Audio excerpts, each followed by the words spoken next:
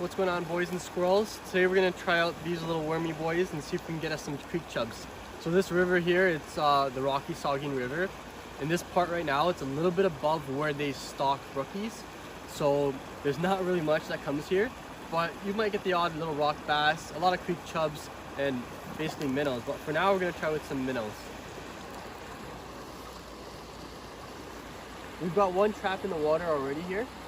This spot seems to be pretty good. There's a drop off like further up where I guess there's a lot of oxygen in the water, it gets it flowing, and there's a little rock wall here too. So a lot of the fish are going to be in this little spot here. Okay, we got a fish on. Oh, little creek chub. Ooh. Jeez. Bare ick, yo. That's the biggest fish you've ever caught in your life? Yes, sir. Holy, it takes down his throat. Oh, you choked it. Okay, let's get a look at this guy. Pretty good looking, pretty healthy, chubby. Show how fat he is. But a little bit of ick on him. But we're gonna go ahead and release him. See you later, buddy. He's out. Let's go for another one. You see him? Oh yeah. There's a good sized one there. Oh, you got like tiny bait on that. Oh, another fish.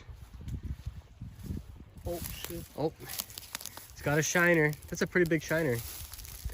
Oh, he's stuck on a thing there. Here, reel it in more.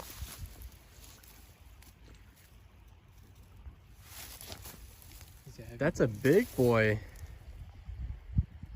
Minty, a nice little minnow. Pretty good micro fishing on this river.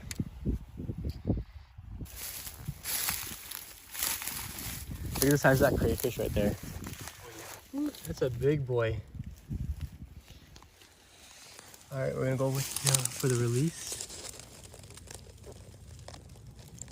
Oh, and he's swimming. Imagine he gets eaten by that crayfish. He's right there.